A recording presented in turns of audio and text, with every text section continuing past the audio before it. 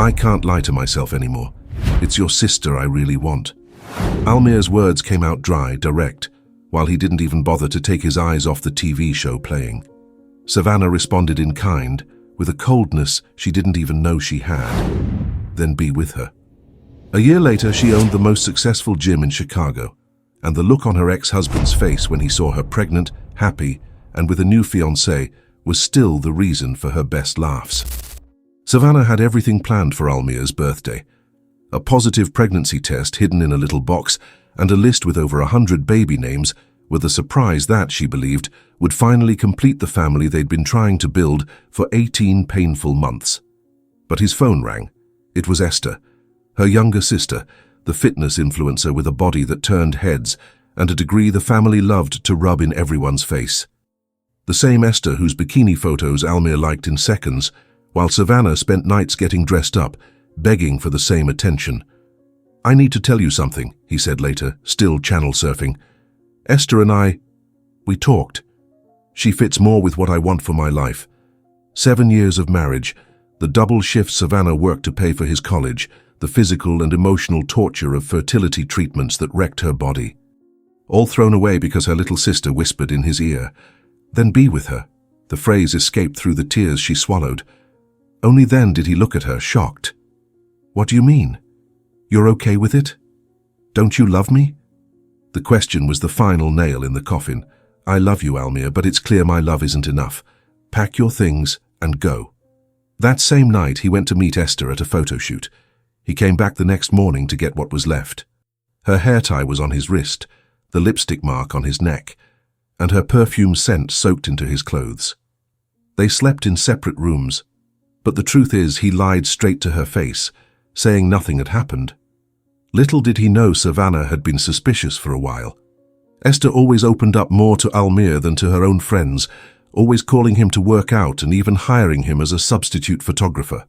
The red flags were all there. 24 hours later, her mum called, her voice full of fake joy. "Did you hear?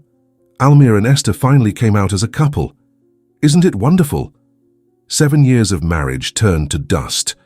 All it took was Esther making a move on him for the pair to become the best thing that happened to the family. "Oh, honey, you'll find someone else," her mom consoled. "Competing with Esther is tough, right?" Savannah felt her blood boil. The urge to scream about the pregnancy, to expose everyone's hypocrisy, was almost uncontrollable. Instead, she hung up the phone and focused on the tiny life growing inside her. 3 weeks later, she lost the baby. The doctor said it was due to stress. Savannah had hit rock bottom. On a random Monday, driving aimlessly, she saw a sign at a neighborhood gym. "Hiring for cleaning, no experience needed." With her life in shambles, she thought, screw it, and went in. The owner, Valerie, a former bodybuilder with eyes that saw everything, sized her up from head to toe. "You've got a face that a six-pack and some heavy glute training couldn't fix," she said with a half smile.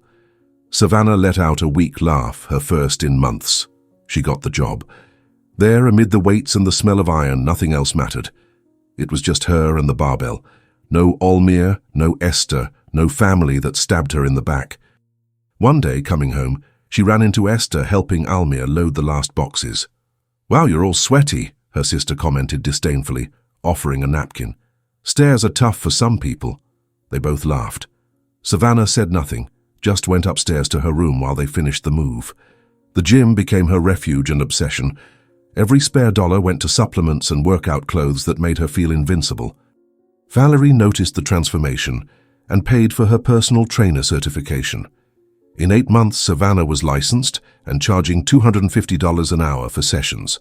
Her clients, mostly women who saw in her a strength they wanted for themselves, adored her. One of them, Beatrice, wife of a big shot in real estate, became more than a client. "You're an inspiration, Savannah. The world needs more women like you." It was Beatrice who told her about an abandoned warehouse in an upscale part of the city, a perfect spot for a high-end gym. She got her husband to cut a killer deal for Savannah.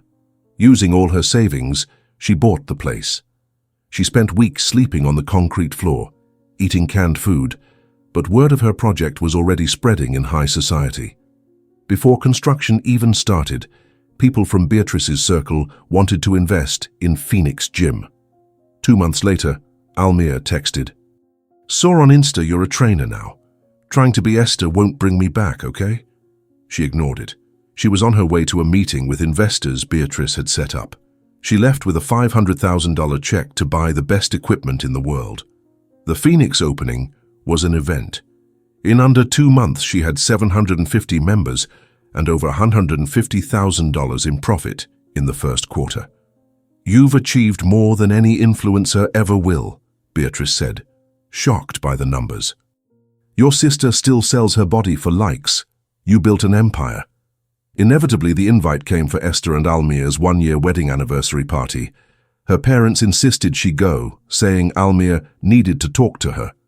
Savannah went, but not as the victim they expected. She arrived with Jason, Beatrice's nephew, tall, polite, and Olympic weightlifter, and most importantly, completely in love with her and her story. They'd been engaged for 2 months. The look on Almir's face when he saw them was priceless. Jason's broad shoulders, Savannah's evident baby bump, the confident stance of the new couple. It was the image of everything he'd always wanted and thrown away.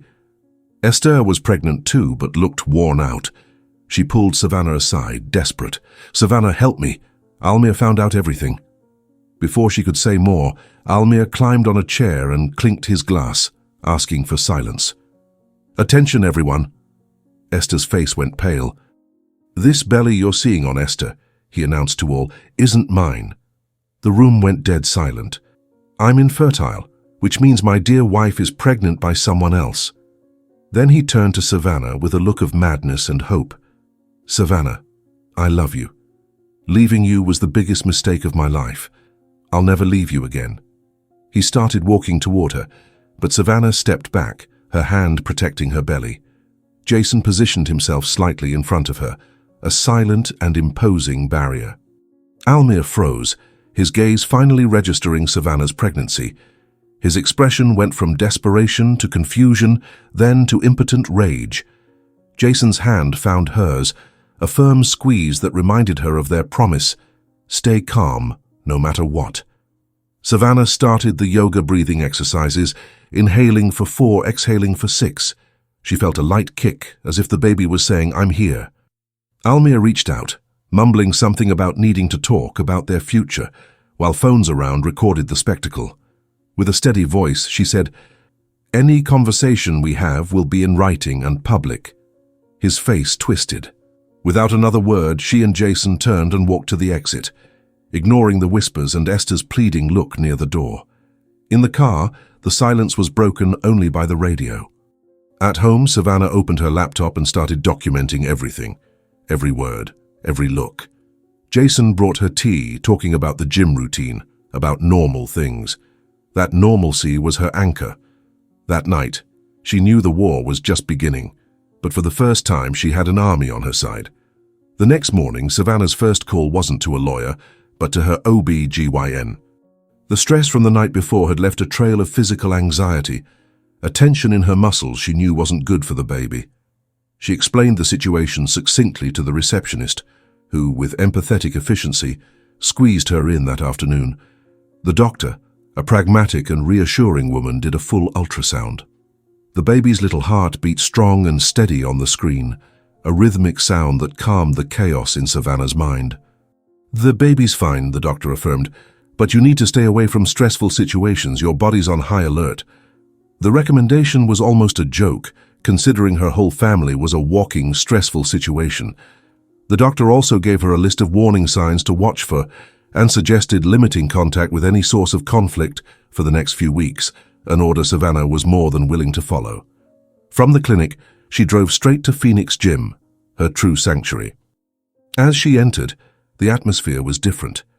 The front desk staff looked at her with veiled concern, and small groups of members whispered near the water fountains, falling silent abruptly as she passed. The video from the party had spread like a virus. Instead of hiding, Savannah called an immediate team meeting in the break room. She was direct. "You've probably seen or heard about what happened last night. I'm not going into details, but I want to make one thing clear. Phoenix is a place for people to take care of their health, not to gossip about my life. If any member asks anything, The standard response is that we're focused on providing the best workout environment and we respect everyone's privacy. The team nodded in unison. There was a loyalty there, a sense of protection that moved her. They weren't just her employees, they were her tribe, the family she'd chosen and built. It made her feel stronger than she had in months. Back in her office, reviewing membership spreadsheets, her phone rang. "Mom," flashed on the screen. Savannah took a deep breath before answering. Her mother's voice was a syrup of guilt and manipulation. "Savannah, your sister is devastated. Almir is lost. You need to give him a chance to explain for the family's sake.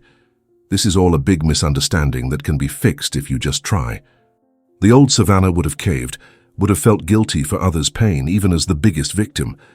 But the new Savannah, the woman who'd built an empire from the ashes of her marriage, no longer existed to put out other people's fires. "Mom, I need to hang up now," she said with glacial calm, and ended the call before the emotional blackmail could penetrate her armor. That night, after the gym closed, she sat at her desk and drafted a text to Almir, keeping it short, professional, and unequivocal. "Almir, from now on, I'll only discuss legal and strictly necessary matters regarding our divorce. All communication must be in writing. There will be no meetings or personal conversations." She hit send and without hesitation blocked his number and profiles on all social media. The phone buzzed almost instantly, probably with his response, but she flipped it face down on the desk. It didn't matter. She went to find Jason, who was in the weight room, organizing the dumbbells with a contagious tranquility. He saw her enter and simply opened his arms. Savannah nestled against his chest, smelling honest work and the solidity of his body. He said nothing, didn't try to fix anything. He was just there, and in that moment, it was all she needed. Tomorrow would bring more drama, more calls, more people trying to convince her to do what was best for the family. But that night, she had her gym, her business, and the man who understood that the best support is sometimes silence. The next day, Jason's proactivity surprised her once again. He called a friend who worked at a big financial planning firm and set up a consultation for that afternoon. They sat in an impersonal office, facing a consultant who exuded competence. They spent hours combing through every account, every investment, every piece of paper that might have Almir's name. The consultant unearthed 2 old joint accounts, forgotten, with negligible balances. They closed both on the spot and opened new ones in Savannah's name only. Then they dove into the gym's finances. Jason took notes meticulously while the consultant listed all the legal loopholes a slick lawyer might try to exploit. They created a trail of documents, a dossier proving every penny invested in Phoenix came from her grandmother's inheritance and her post-separation income. Almir's name appeared nowhere. While signing the paperwork, Savannah's phone buzzed. An Instagram message request. It was Esther. "Can we talk? Woman to woman about everything that happened?" Savannah screenshotted the message for her records but didn't open it. She pocketed the phone and refocused on the documents protecting her future and her child's. Back at the gym, she opened the class scheduling system and added 3 new prenatal yoga slots for herself per week. She texted her team, letting them know she might need more coverage as the pregnancy progressed. Within minutes, responses flooded in, everyone offering to cover any class, any time. "We've got you, boss," one message said. That unconditional support was the antidote to the poison her family tried to inject. The next day, while monitoring the gym's social media, she noticed a weird spike in activity. They were being tagged in dozens of posts. Esther had posted a vague story, a black and white photo with a caption about broken hearts and betrayal. Her followers, thirsty for drama, were in a frenzy, and somehow Phoenix Gym's name started popping up in comments. The gym's follower count jumped by over 200 in a few hours. It was bizarre, but Savannah couldn't complain about the free publicity. She called Beatrice, who arrived at the gym that afternoon with her laptop in tow. Sitting in Savannah's office, she drafted a public statement for Phoenix's socials. The text was a PR masterpiece, professional, polished, and saying absolutely nothing. It talked about focusing on health and wellness during challenging times and respecting the privacy of all involved. Beatrice posted it across all accounts, and like magic, the online speculation died down. That night, Almir sent a new message from another number. "I need to meet you urgently. We have to fix our family." Savannah copied and pasted the boundary message she'd sent before about communication only in writing for legal matters and sent it again without adding a single word. A few days passed in tense calm. Esther's message, however, kept nagging at her. There was a desperation in it that, despite everything, touched a remnant of compassion in Savannah. Finally, she opened the chat and replied, "I'll only meet you under 2 conditions. If you do a paternity test and if we have a professional mediator present." Esther's response was an immediate yes, which caught her off guard. Savannah spent the next morning researching family therapists specialized in mediation. She found one with excellent reviews, who could see them the following week. She sent separate emails to Esther and Almir with the appointment details and rules. The conversation would be factual, no blame games, and everyone would have equal time to speak. At the weekly team meeting, she addressed the situation generally. Together, they created response scripts for anyone asking about the drama. The message was consistent: we're here to train, not gossip. The marketing team also set up keyword filters on social media to automatically hide any nasty or offensive comments. They were wrapping up the meeting when Savannah got home and found a thick envelope in the mailbox. The sender was a law firm she'd never heard of. Her hands shook a little as she opened it. The legal language was dense, but the message was clear. Almir's lawyer was suggesting he might have rights to a share of the gym as marital property, since they were still technically married when she started working at the first gym. Her stomach dropped, but she forced herself to breathe deeply, shifting from panic mode to problem-solving mode. She picked up her phone and started searching for forensic accountants in the area, experts in asset disputes and divorces. She found one with vast experience. The secretary said he could fit her in that afternoon if she brought all her business records. Savannah spent the next 2 hours gathering everything: bank statements, business formation documents, lease contract, proof of her grandmother's inheritance, anything that could prove the timeline of her journey. The accountant, Mr. Peterson, was exactly as expected, glasses perched on his nose and a calculator on the desk. He reviewed each document, making copies, highlighting dates, asking precise questions. When he finished, he leaned back in his chair. "Your ex-husband's claim is legal garbage," he said bluntly. "Everything happened after the de facto separation. But having this paperwork organized will shut down any attempt of his quickly. We'll build a paper fortress around you." That phrase, paper fortress, gave Savannah a sense of security she hadn't felt in a long time. That night, while making dinner, Jason brought up the mediation sessions. "I've been thinking," he said, stirring the pasta in the pot. "I think I shouldn't be in the room with you all. My presence might make Almir even more defensive and make things tenser. I'll wait outside in the car or the lobby. I'll be there if you need me, but I think keeping some distance will help keep the focus on what needs to be resolved." Savannah was touched by his sensibility. He wasn't trying to play the protective hero, but thinking strategically about what was best for her. While washing dishes, her phone buzzed with a message from her mom. Just 5 words that made her stomach churn. "Don't destroy our family." She stared at the screen for a long minute, feeling the old guilt trying to creep in. Then she simply deleted the message and, for now, blocked her number too. The fortress wasn't made just of paper, it was made of boundaries. 2 days later, Savannah's fortress was tested in the scariest way possible. She woke up and saw a spot of blood on her underwear. It wasn't much, but it was enough to send an icy panic through her body. The image of the first miscarriage, the pain, the emptiness, came back with overwhelming force. "Jason!" she shouted, and he appeared at the bedroom door in seconds, sleep vanishing from his face when he saw her expression. Without questions, he helped her get dressed and drove her to the ER.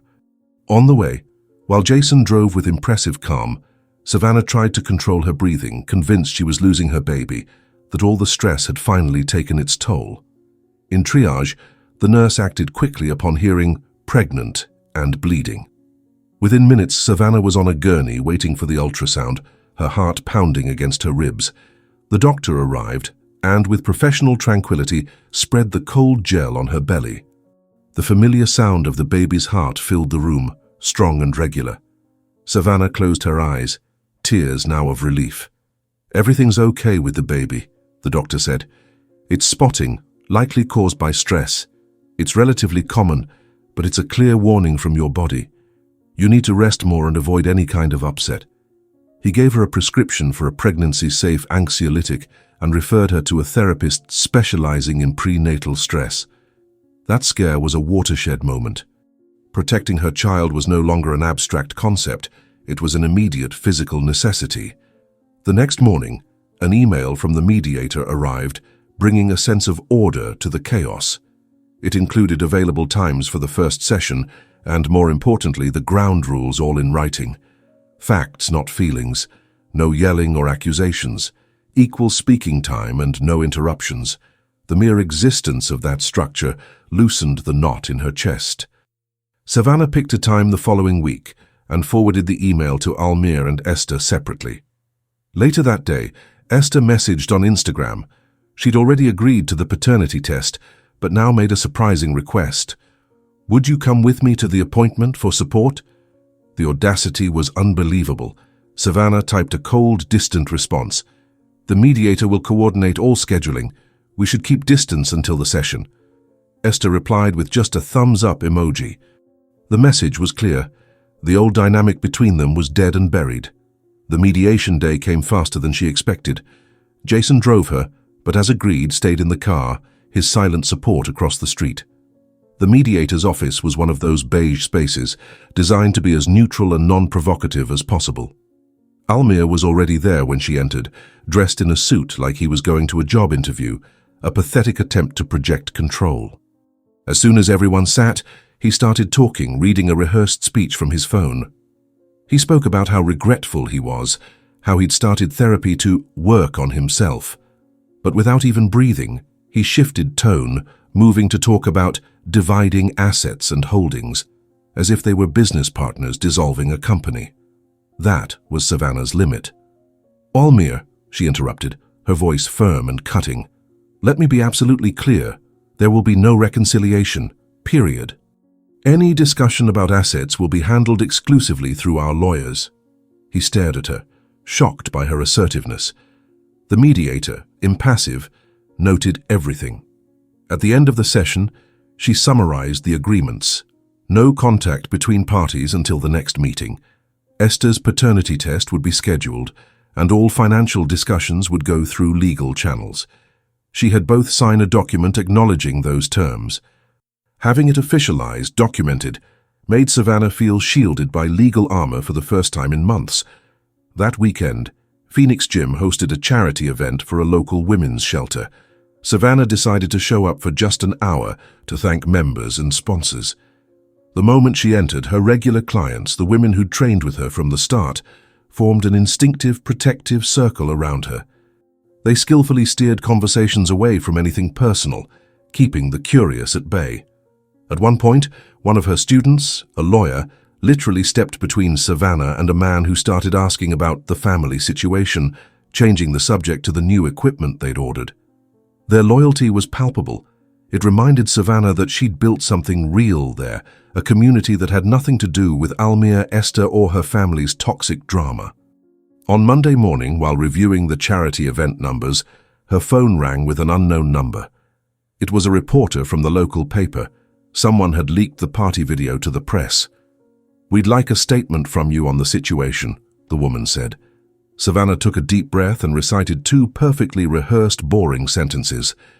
"Every family goes through tough times and deserves privacy. The mental health of everyone involved should be the priority." Then she hung up before the reporter could ask another question. 2 days later, she was back in the forensic accountant's office, staring at spreadsheets that made her head spin. Mr. Peterson guided her through every possible scenario, from Almir getting nothing to the worst case, where a judge sympathetic to his story might award him a percentage of the business. The worst scenario, though unlikely, could cost her up to 30% of the gym's value. The risk, however small, was real. That same afternoon, Savannah opened a new emergency account and transferred $200,000 into it.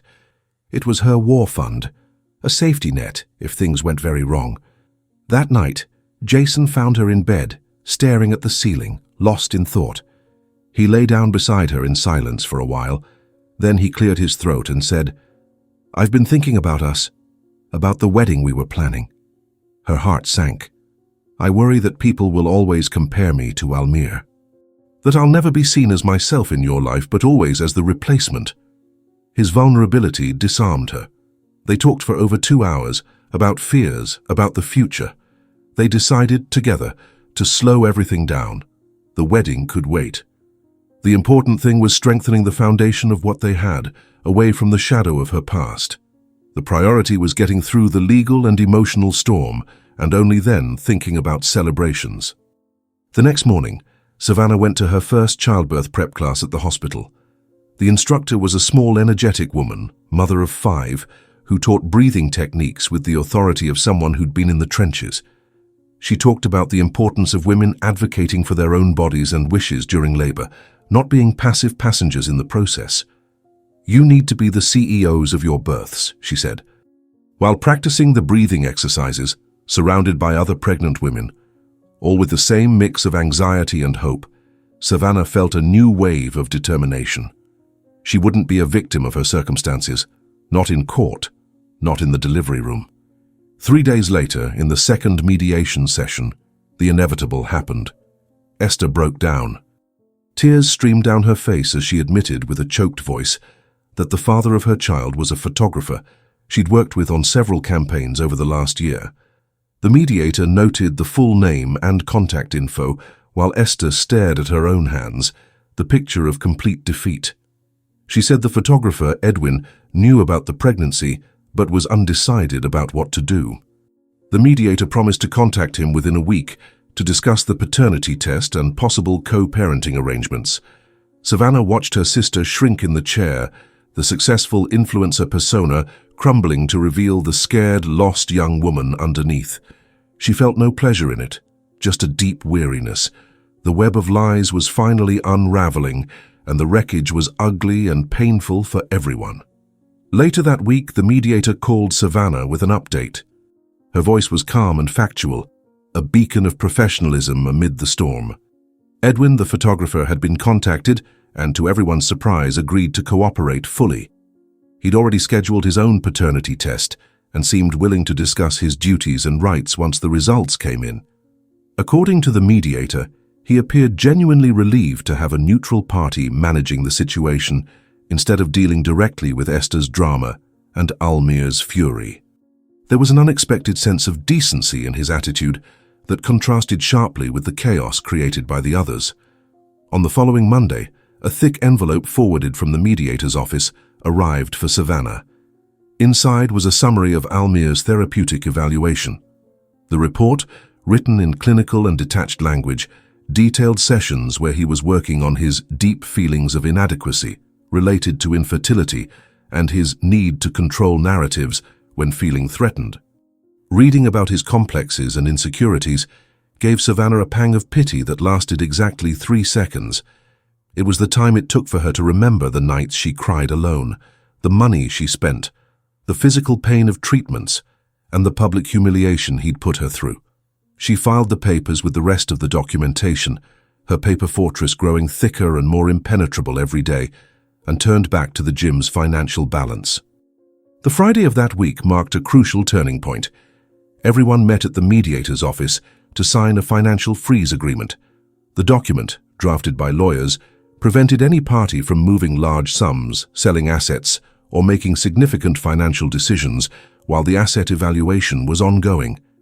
It was a standard measure, but for Savannah, it was a monumental victory. Almir's hand visibly shook as he signed his name. Esther, sitting across the table, didn't even look at him. Having that legal protection in writing meant Savannah could finally sleep through the night without fearing she'd wake up to find Almir had tried some maneuver to divert money or sabotage her finances. The knot in her chest, a constant companion for months, finally began to dissolve. With the legal truce in place, Savannah allowed herself to focus on what really mattered. The following week, she organized a thank-you dinner for her team at an Italian bistro near the gym. Her 12 employees, the backbone of Phoenix, all showed up. For 3 hours they ate, laughed, and talked about the business's future. Savannah shared an idea she'd been mulling, capping the gym's membership at 1,000. "I don't want us to become one of those giant impersonal chains," she explained. "I want to keep the quality, the community we've built here." To her satisfaction, every one of them agreed. The vision was unanimous. Better to be excellent and exclusive than big and mediocre. They spent the rest of the dinner planning equipment upgrades and new classes, all within the limits of the space and philosophy they'd established together. 2 days after the dinner, Edwin had his individual meeting with the mediator. The news came to Savannah through official channels. He'd requested total confidentiality, worried the scandal could affect his contracts with big fashion brands that prized a clean image. Everyone agreed to keep it out of the public sphere. He signed papers agreeing to the paternity test and future discussions on custody and child support. The mediator confided to Savannah's lawyer that he seemed like a decent man, caught in a messy situation he clearly hadn't anticipated or wanted. Then came Almir's desperate play. His lawyer sent a settlement proposal that bordered on absurd. He demanded a $300,000 payout for his emotional investment in Savannah's success. When she showed the document to Mr. Peterson, the forensic accountant let out a loud, genuine laugh. Immediately, he drafted a counter-proposal that wasn't a negotiation, but an annihilation. He attached bank statements, tax returns, inheritance documents, and investment records proving beyond doubt that every cent used to build Phoenix Gym came from sources with no link to Almir. The facts were overwhelmingly on Savannah's side, and his lawyer knew it. It was a pathetic attempt, a last bluff before folding. While reviewing new member contracts at the gym, Savannah's phone buzzed. It was a text from Esther. "Thanks for insisting on mediation. If this went to court, my career would be over." Savannah screenshotted the message, a tacit acknowledgement that her strategy had saved her sister from herself, and forwarded it to her lawyer without replying.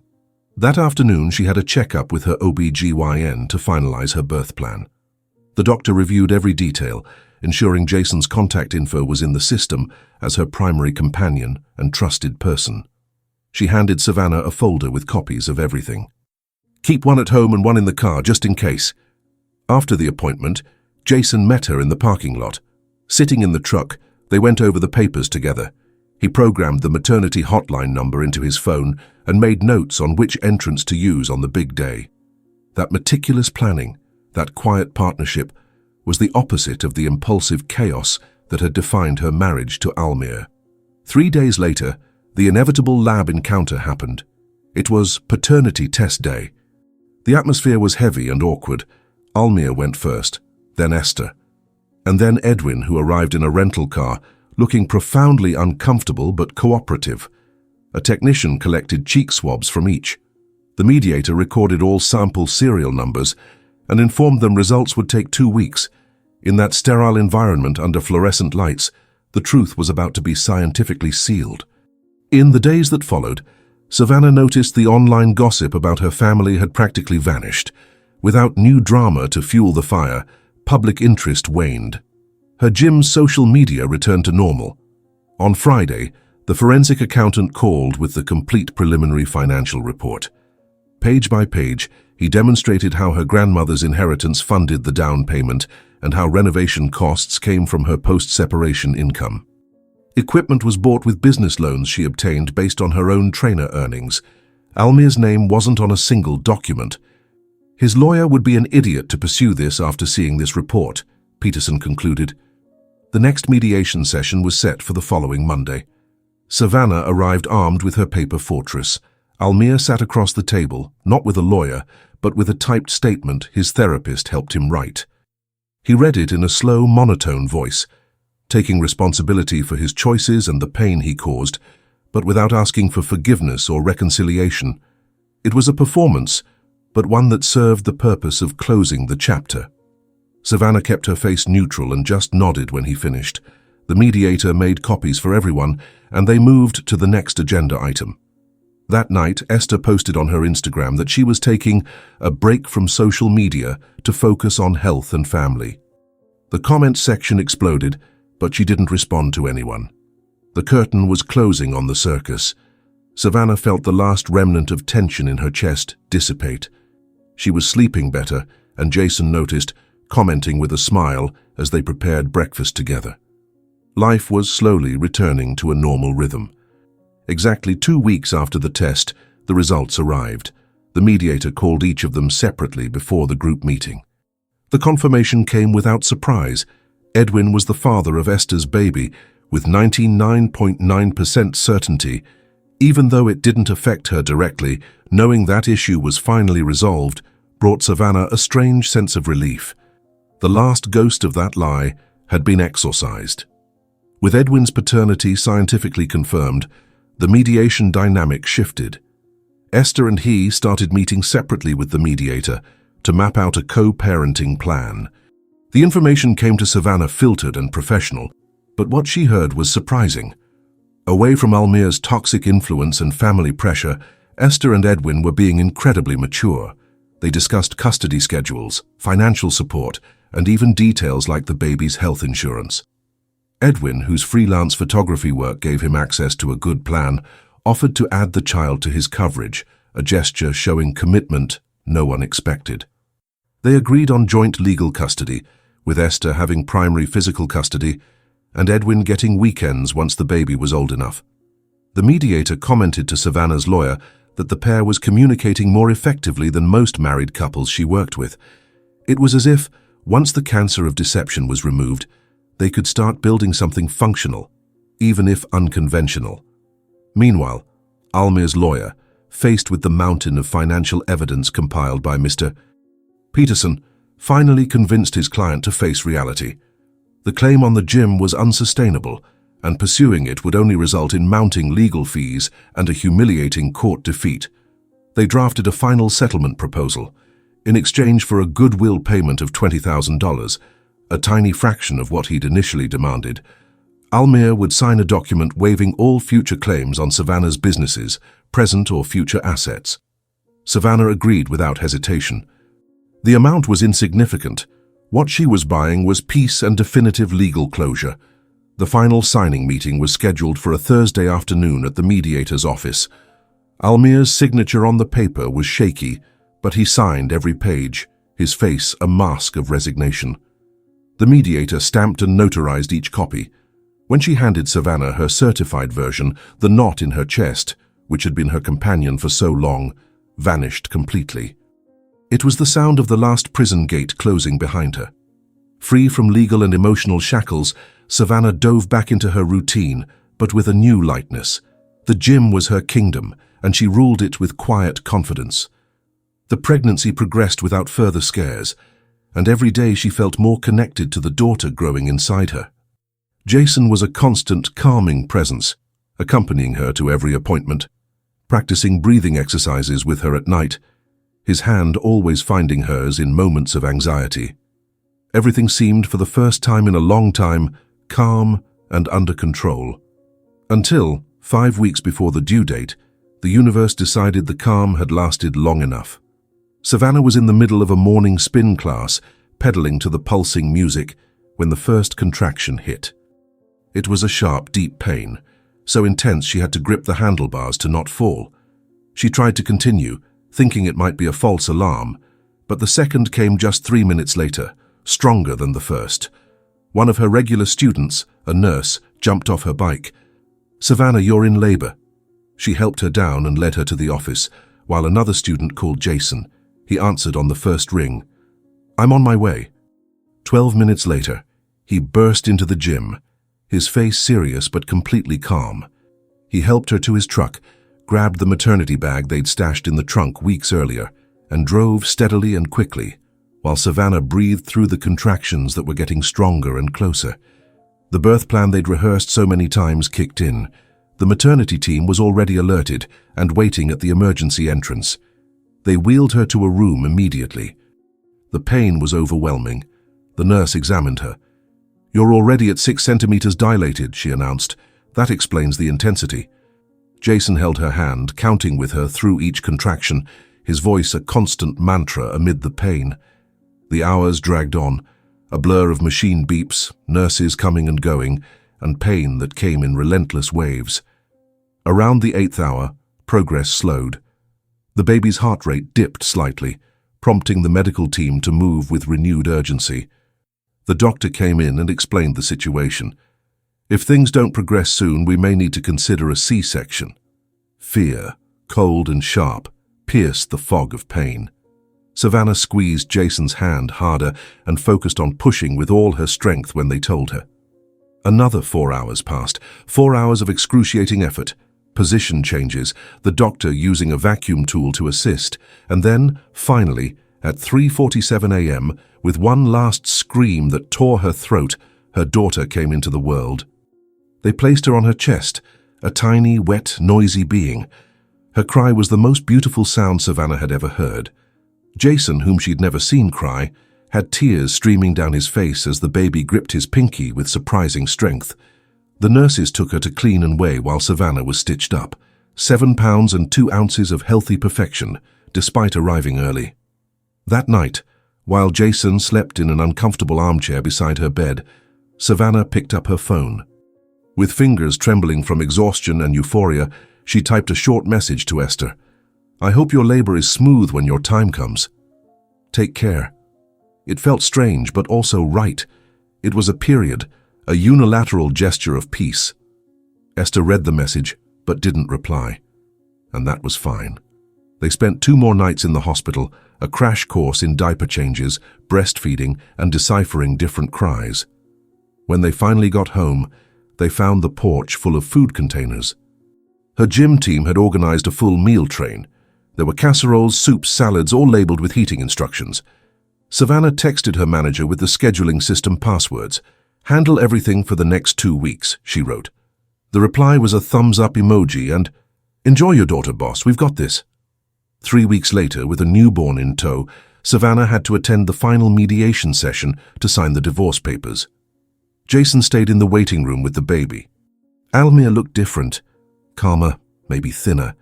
He told the mediator he'd started therapy twice a week and was enrolling in a technical certification course in HVAC. He was, it seemed, trying to rebuild his life from scratch. The divorce papers were ready. He signed everything without contesting. When it was done, Savannah felt a strange lightness, as if a weight she didn't even know she still carried had finally been lifted from her shoulders. 2 months later, Esther had her baby. She sent Savannah a single photo, a tiny boy wrapped in a blue blanket. The message said only, "Thanks for suggesting mediation instead of a court fight." It wasn't a friendship request, but a peace treaty. They would never be friends, but at least they weren't enemies anymore. Savannah started bringing her daughter to the gym during quieter hours, using an empty room to nurse between meetings. The business continued to thrive, with her team managing the day-to-day with a competence that filled her with pride. Her parents called, asking to visit their granddaughter. Savannah set clear rules: 2 hours max, no mentioning Almir or Esther, total focus on the baby. To her surprise, they agreed and followed every rule to the letter.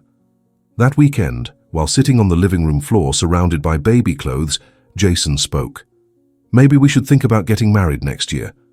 Or whenever it feels right. No rush, no pressure." He looked at her, then at their daughter sleeping in the crib.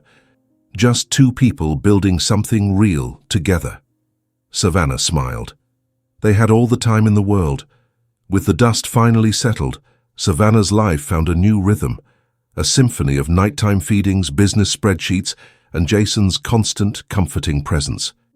Phoenix Gym was no longer just a business. It was an extension of her home, an ecosystem where her daughter grew up watching her mum command her empire from an office overlooking the weight room. Members got used to seeing the stroller near the front desk and treated little Aurora with protective affection, like she was the place's mascot. Savannah's story had become a silent legend within those walls, a living inspiration that it was possible to rebuild life in an even grander way. Time, with its ability to soften the sharpest edges, brought unexpected developments. About a year after Aurora's birth, Savannah received a formal email from Edwin, the photographer. He was moving to New York for work, but wanted to establish a clear and consistent visitation agreement for when he was in Chicago, plus formalized child support payments. He also asked if, at some point, Savannah would be willing to let the children, blood cousins, meet. The question caught her off guard. She discussed it with Jason, who with his usual sense said, "The kids aren't at fault for the parents' choices. Maybe in the future, that could be good for them." Savannah agreed to facilitate contact, all mediated by lawyers to keep things clear and emotion-free. Her relationship with her parents also underwent a slow, cautious transformation. The timed 2-hour visits became more frequent and a bit longer. They never mentioned Almir or the past again, focusing only on the present, the joy of being grandparents. Savannah realized their fear of destroying the family had led them to take sides, but her strength and success, combined with her refusal to engage in the drama, forced them to reevaluate their loyalties. They didn't apologize with words, but with actions, showing up with gifts for Aurora, offering to watch her for an hour so Savannah could have a break. It was a start. One day, while organizing old documents, Savannah found the velvet box with the first positive pregnancy test, the one she'd planned to give Almir. Next to it was the list of 100 baby names. She looked at the papers, relics from a life that seemed to belong to someone else. She felt no pain, just a melancholic distance. She took the box to the backyard, placed it in a small metal grill, and set it on fire. As the flames consumed the paper, she didn't cry. She felt only the lightness of final liberation, the last ghost of her past turning to ashes and smoke. Jason watched from the doorway, saying nothing. When she turned, he just opened his arms, and she nestled into them. Their wedding happened on a sunny fall afternoon, not in a church or ballroom, but in the middle of Phoenix Gym, which was closed for the event. The guests were the team, closest members, Beatrice and her family, and Savannah's parents. Valerie, the ex-bodybuilder who'd given her the first job, was her matron of honor. Aurora, wobbling on her first steps, was the flower girl who carried the rings. They exchanged vows that didn't speak of perfection, but of partnership, resilience, and building a real life with all its imperfections.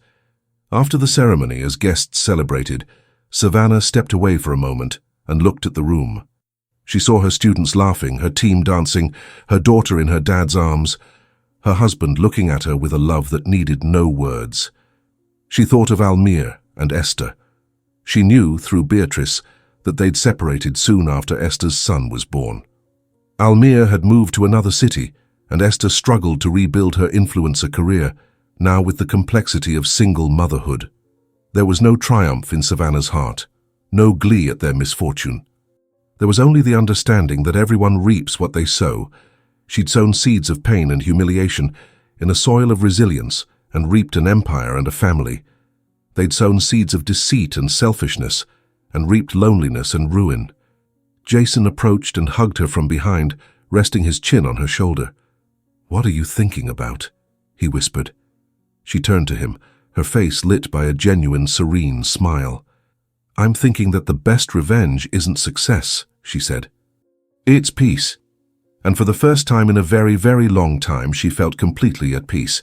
What did you think of this story? From 0 to 10, what score would you give? Subscribe to the channel and click the bell to receive all our stories. And click here to watch another amazing story. Thanks and see you next time.